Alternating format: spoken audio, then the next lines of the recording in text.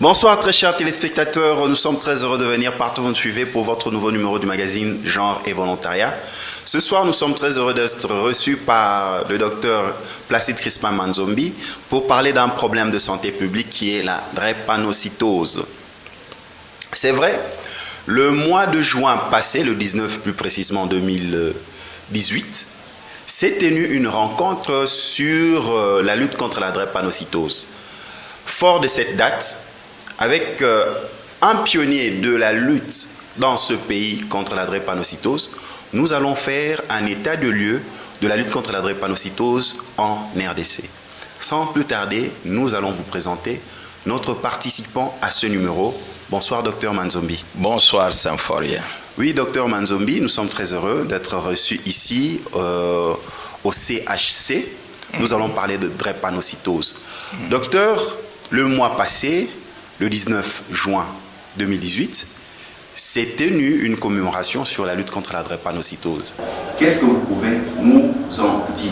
Le 19 juin de chaque année a été retenu comme journée de lutte, journée mondiale, au niveau mondial, pour se souvenir, pour que le monde puisse parler, puisse être sensibilisé sur la maladie génétique héréditaire la plus répandue au monde que nous appelons la drépanocytose, ou vulgairement appelée ici l'anémie SS.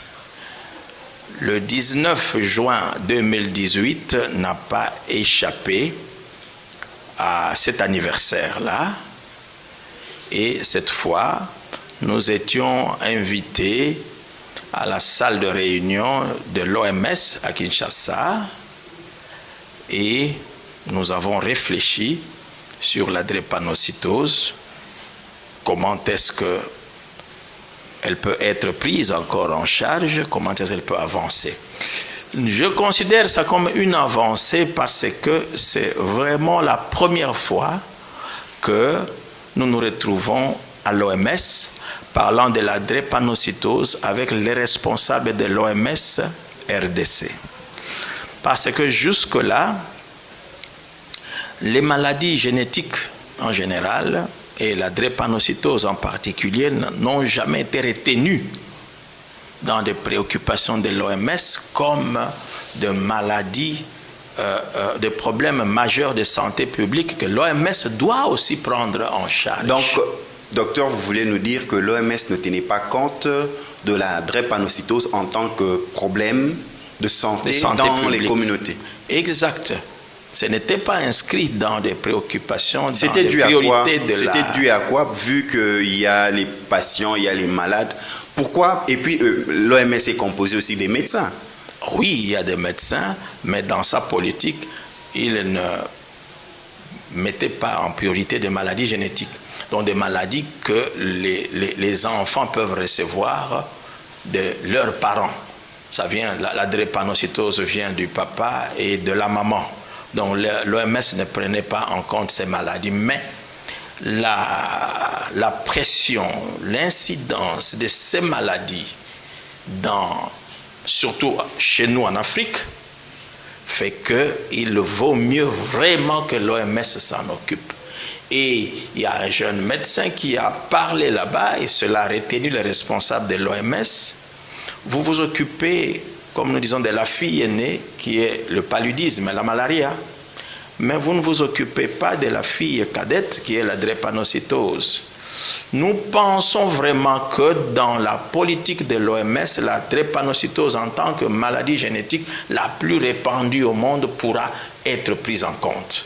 Ça sera l'avancée significative de cette année 2018, mais il n'y a pas encore sur le plan des moyens, sur le plan de la recherche, il faut former les jeunes, ce n'est pas encore devenu réel, vous comprenez, mais le fait de nous accepter, vous comprenez qu'en 38 ans de lutte, moi, c'est la première fois que je vais parler de la drépanocytose à l'OMS.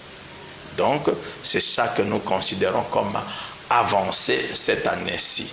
Espérons que plus tard, il y aura des actions plus réelles sur le terrain qui viendront de l'OMS et surtout aussi des gouvernements des pays africains. Voilà, très chers téléspectateurs, en introduction de ce magazine, de ce numéro, le docteur Manzomi vient de relever un élément important, un élément capital, que sur le plan international, l'organe qui regarde la santé dans le monde, cet organe des Nations Unies, qui est l'OMS, a pris compte de la drépanocytose appelée anémie SS, communément, que c'est un problème de santé publique. Voilà que Dr Manzomi, qui a 38 ans de lutte, depuis tout ce temps, sur le plan international, la drépanocytose n'était pas considérée comme un problème de santé publique. Or, c'est un sérieux problème en Afrique, c'est un sérieux problème en RDC. Et cela va un peu booster la lutte, cela va encore faire avancer la recherche et une prise en charge efficace des drépanocytaires. Docteur Manzomi, si déjà sur le plan international, la drépanocytose vient d'être reconnue comme problème de santé publique cette année, donc sur le plan local, sur le plan national, c'est un sérieux problème. C'est vrai, c'est un sérieux problème. Et vous savez, le monde, comme on dit, est devenu un village planétaire. Si l'OMS le reconnaît déjà, automatiquement notre gouvernement va se pencher aussi sur cela. Comprenez que la lutte de la drépanocytose ici n'a été initiée que par des médecins. Il y avait déjà des médecins belges dans les années 50-55 qui ont parlé de la drépanocytose au Congo belge à l'époque. Mais il y a certains pionniers que je peux citer, tels que le professeur Gabriel Kabakele, qui ont pris la lutte après le départ des Belges, et qui ont essayé de faire avancer cette lutte-là et nous ont laissé des problèmes. Donc depuis ce temps-là, vraiment notre gouvernement n'a pas essayé de s'en occuper. C'est vrai, depuis 2014, nous ne pouvons pas éluder ça, il y a eu un tout petit peu quelques actions avec, vous savez, le projet de l'ancien Premier ministre Matata Mponyo. Il essayait de soutenir 1000 écoles, 1000 centres de santé. Nous avons remarqué depuis 2013-2014 qu'on a essayé d'aider un peu le centre qui prend en charge les drépanocytaires à Yolo Mabanga. Cela a été un très bon apport, vous comprenez, et l'aide est tellement infime que ça n'a pas représenté grand-chose, mais c'est quelque chose quand même. C'est pas 20 000, 50 000 dollars, 100 000 dollars pour équiper ces genres d'hôpitaux, pour équiper nos centres. Ça porte quelque chose et ça nous permet de mieux prendre en charge les drépanocytaires. Je souhaiterais pour notre gouvernement actuel que cette action puisse continuer parce qu'il y a eu un freinage, il y a eu, ça ne continue presque plus, alors qu'à l'époque, pendant une année, 2, 3, on a aidé, et puis maintenant, nous sommes tombés encore, et il n'y a pas d'aide qui arrive au niveau des hôpitaux. Mais docteur, pour éclairer ceux qui nous suivent maintenant, que ce soit à la radio ou à la télévision, il se pose la question, en quoi la drépanocytose est un problème de santé publique? Quelles sont les raisons qui vous poussent à dire cela? D'abord, les raisons statistiques. Je te dis, Symphorien, dans toutes les familles élargies, au sens africain, il y a la drépanocytose dans toutes les familles. Personne n'échappe. Si ce n'est pas votre famille, un voisin, un frère, non, un frère, cousin, neveu, nièce, oncle, un tante. collègue. Oui, dans toutes les familles. De l'est à l'ouest, du nord au sud de notre pays. Et quand il y a des naissances autour de 2 à 3%, donc s'il y a des naissances de 100 bébés, aujourd'hui, 2 ou 3 sont drépanocytaires. 25 à 30% sont des AS, donc ils portent le gène qu'ils peuvent transmettre à leurs enfants. Vous voyez, quand 2 à 3, prenez notre population, calculez 2 à 3%, ça sera des millions. Effectivement, il y a des millions de drépanocytaires en RDC. Et là, ça ne peut devenir qu'un problème de santé publique. La pression est très forte, l'incidence est très forte. Ça ne peut être qu'un problème de santé publique. Dans toutes les familles, et souvent, malheureusement, les gens comprennent cela quand l'enfant drépanocytaire est né dans cette famille-là. Quand il n'y en a pas, souvent, les gens ne comprennent pas. Vous voyez, c'est ça le problème de la drépanocytose. Et l'autre problème de la drépanocytose, c'est un vrai handicap biologique. Mais l'enfant qui porte la drépanocytose, quand il est bien suivi, on peut ne rien remarquer au niveau de son corps. Les gens avisés comme nous pouvons remarquer. Moi, je peux vous, quand je vais à l'école, je peux vous dire cet enfant est drépanocytaire, cet enfant, ce n'est pas l'autre, là il est. Donc vulgairement qu'on appelle cet enfant SS. Voilà. Donc c'est pas un peu comme les albinos où on voit comme les estropiés, vous voyez comme des aveugles où c'est très clair, très visible. La drépanocytose est un handicap un peu caché. Mais l'handicapé drépanocytaire est très fragile. Par rapport à un estropié, je ne sais pas qui est devenu estropié par la polio ou par un accident ou quoi, il peut résister. Mais le drépanocytaire, même les conditions climatiques peuvent le rendre malade. Donc vous voulez dire que la constitution de la personne est trompeuse. Et voilà. C'est l'handicap. La personne est née fragile. Fragile. Ces cellules sont fragiles. Exact. Et c'est ce qui rend ce problème un réel problème de santé publique. Parce qu'on est fragile, on grandit fragile et on meurt fragile. Alors, les gens ne comprennent, ne voient pas cette fragilité. Vous voyez, pour comprendre cette fragilité, il faut entrer dans la science, dans la génétique. Mais visiblement comme ça, il n'y a pas de fragilité. Comment identifiez-vous cette fragilité? Donc quand on doit parler de fragilité, les gens se disent oui, docteur dit fragilité. Lemba, il est faible, il ne sait pas marcher. Qu'est-ce que vous parlez par physiquement? Nous qui sommes habitués à le voir, vous verrez.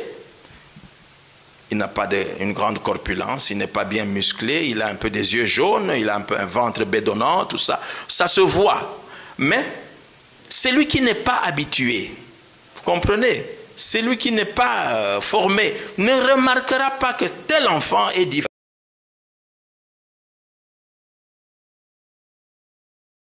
Le fait que la drépanocytose n'a pas été pris en compte parce que physiquement, on ne le remarque pas.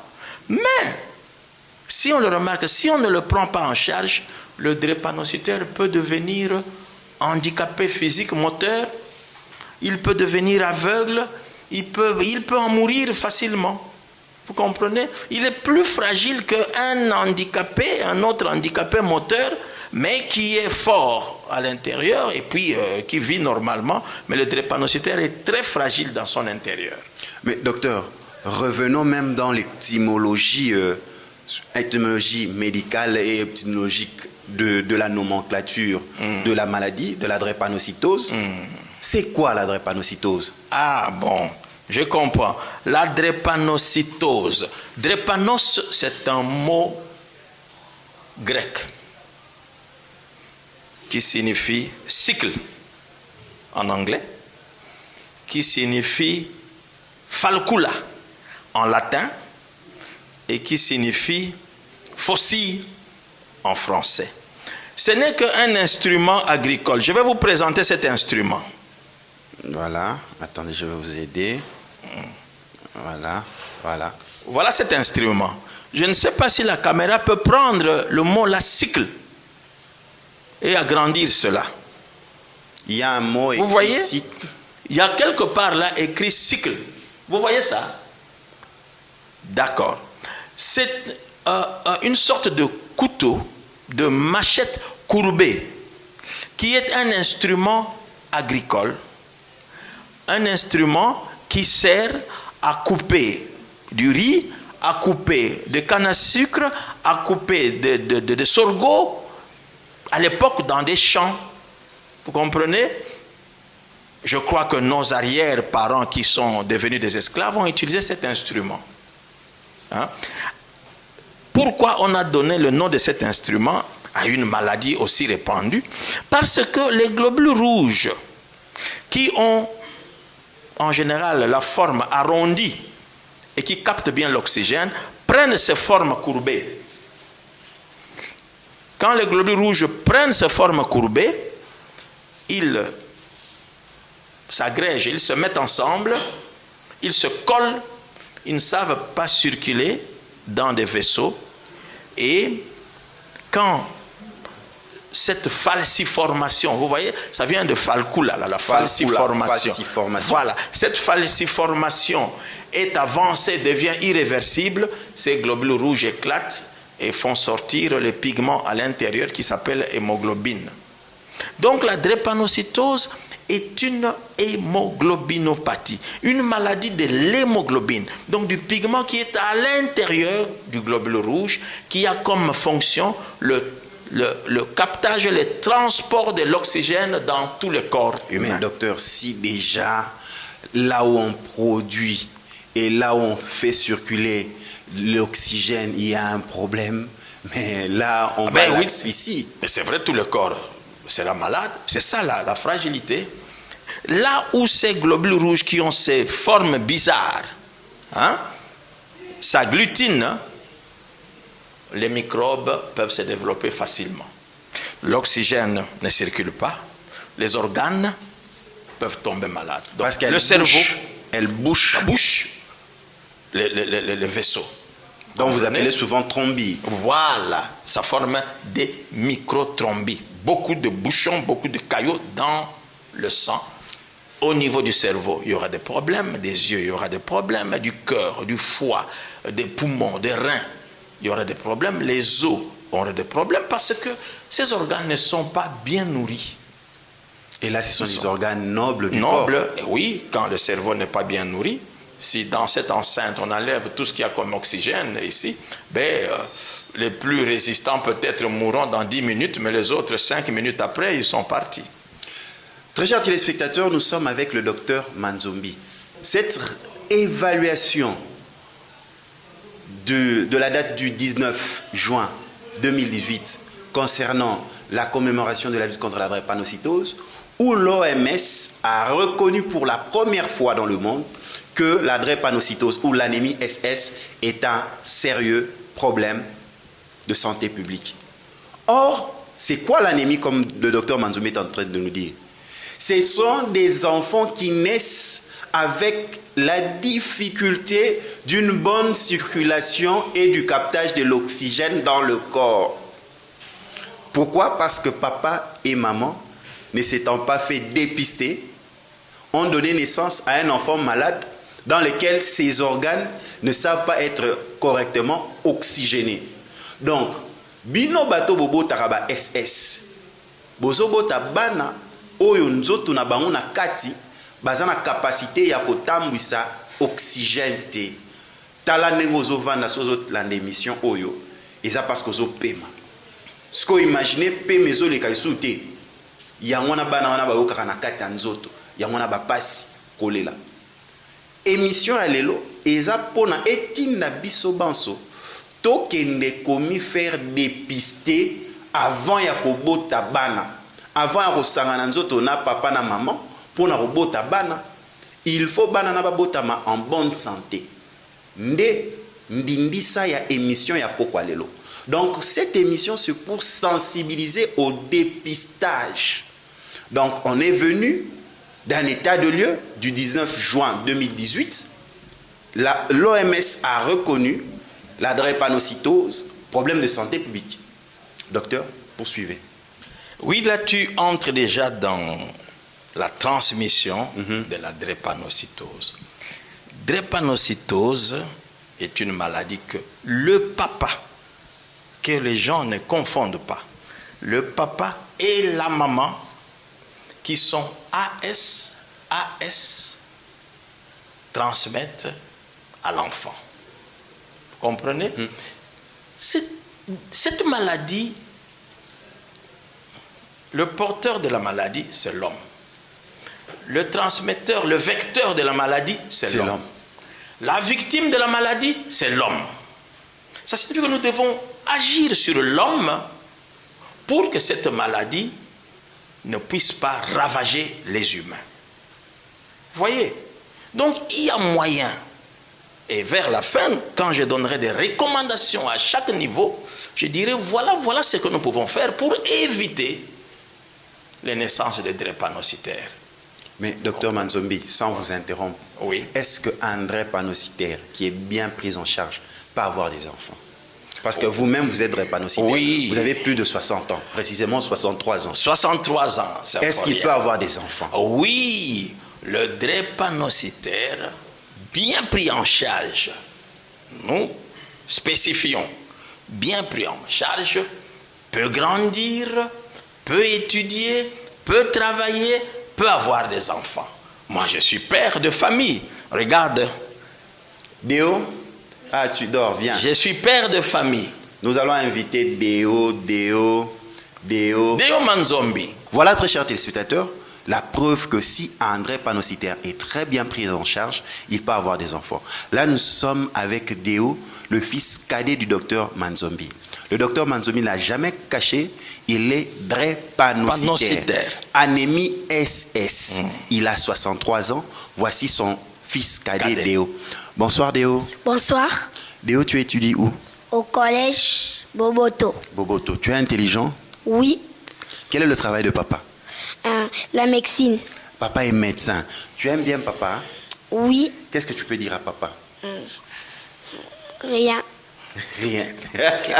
Vous voyez. Donc, que j'ai bien travaillé. tu as bien travaillé. Hein? Tu as obtenu combien? Tu as obtenu combien à l'école? 85,9.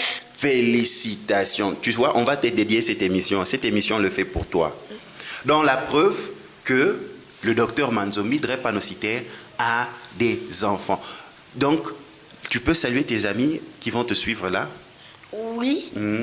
Bonjour mes amis. Bonjour Joëdis. C'est fini? C'est fini, bon, les amis. Joëdis Célie Ramirez. Bonjour. Bonjour. D'accord, merci. Très intelligent. Félicitations. Hein?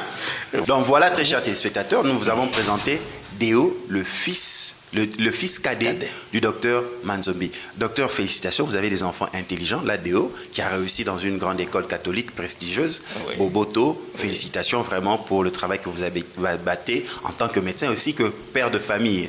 Merci pour ces félicitations, Symphorien. Il a ses aînés. Quand vous avez fait l'immersion, vous avez vu ses aînés. Oui, oui. Et Déo est le cadet. Mais la difficulté est celle-ci. Quand tu es drépanocytaire SS, tu ne peux faire un enfant qu'avec une personne AA.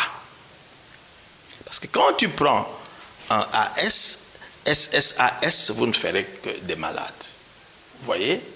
Et il faudra nécessairement tirer les oreilles, comme je les tire à mes enfants.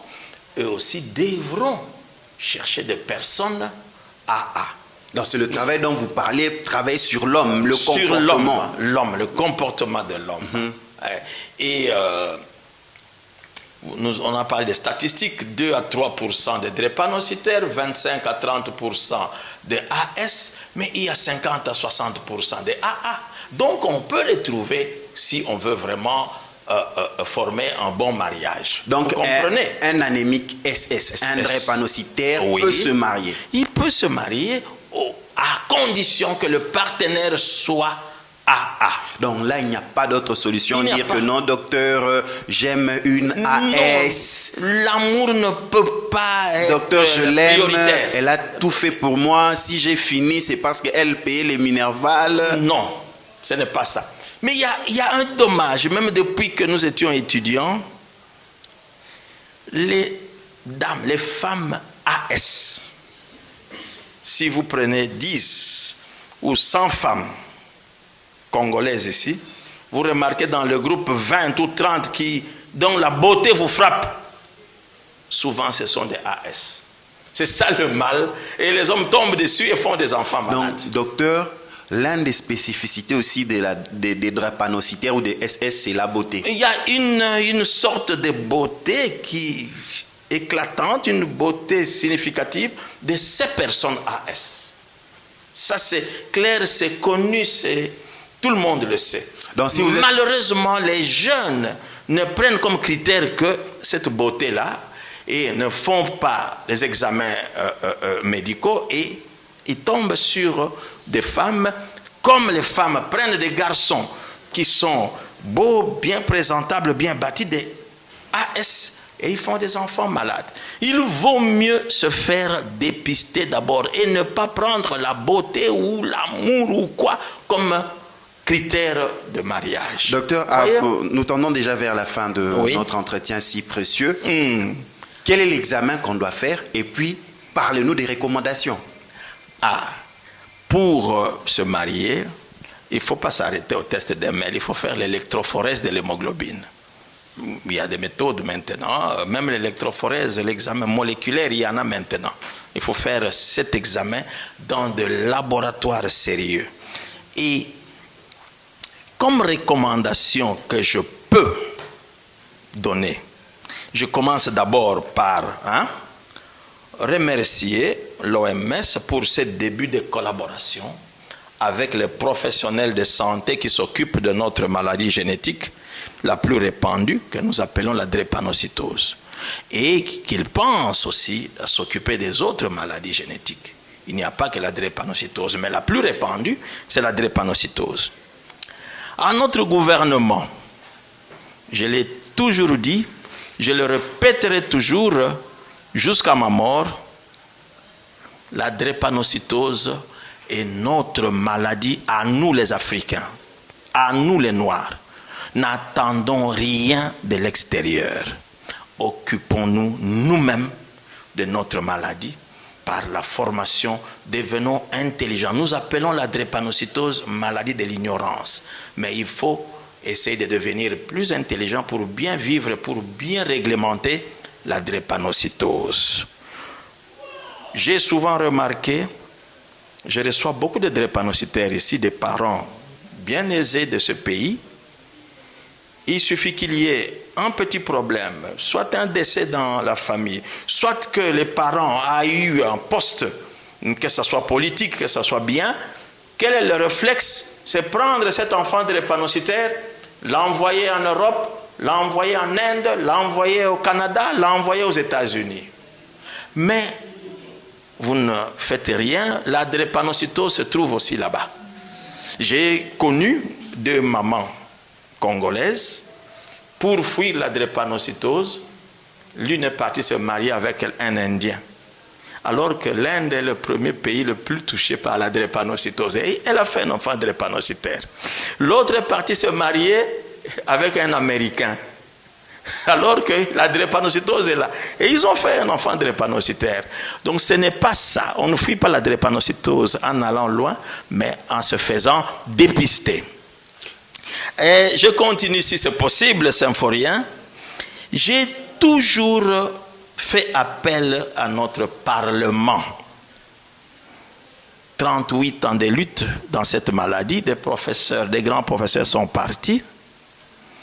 Toutes les recommandations des scientifiques sur la drépanocytose devront être coulées sous forme de loi pour protéger tout le monde. J'ai été en personne avec l'ancienne directrice des programmes de lutte contre la drépanocytose, voir le bureau du Parlement à l'époque de M. Kamere. J'ai déposé tous les documents. On n'en a pas parlé. Mais je reçois des députés ici avec des enfants malades. Mes chers frères, je m'adresse à vous. Si vous pouvez faire quelque chose pour la drépanocytose, faites-le, parce que ça nous concerne tous. Je vais m'adresser d'abord aux bourgmestres de nos communes qui inscrivent les mariages dans le registre de l'état civil. Je vais m'adresser aux prêtres de nos églises, aux pasteurs de nos églises qui bénissent le mariage. Même s'il n'y a pas encore de loi mais soyez sensibilisés. N'inscrivez pas de mariage ASAS.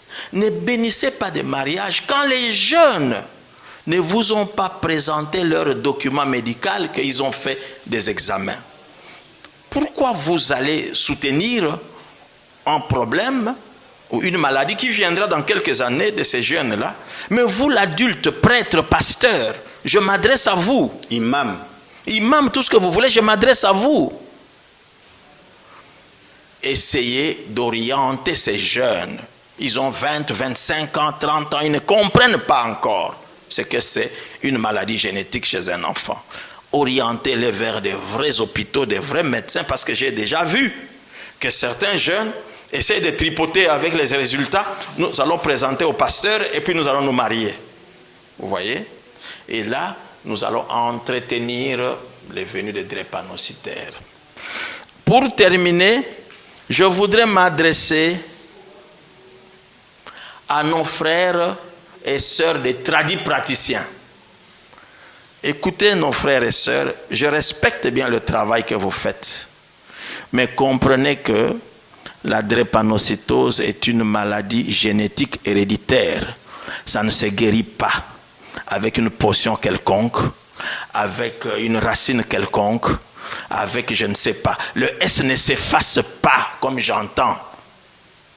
Vous comprenez? Si vous voulez guérir une maladie génétique, il faut faire des manipulations génétiques que nous ne connaissons pas ici en Afrique. Et même dans le monde, ce n'est pas encore au point. Vous pouvez recevoir ces malades s'ils se confient à vous. C'est le malade est libre. Mais ne leur dites pas que je vais vous guérir. Dites-leur que nous allons améliorer la qualité de vie. Nous allons essayer d'améliorer l'espérance de vie de ce malade. Mais ne dites pas que je vais guérir ces malades drépanocytaires. Même nous ne le disons pas que nous guérissons ces malades. Malgré toutes les connaissances que nous avons, nous ne le disons pas. Pourquoi vous, les tradis praticiens, vous vous présentez à la télévision, vous dites que vous êtes des docteurs? D'abord, c'est une infraction, parce qu'un docteur doit avoir un cursus universitaire et un papier. Vous comprenez? Si moi je me présente quelque part et je dis je ne suis pas avocat, je suis avocat, mais l'ordre des avocats va me poursuivre. Vous comprenez? Mais ne faites pas cela. N'ajoutez pas l'ignorance sur l'ignorance.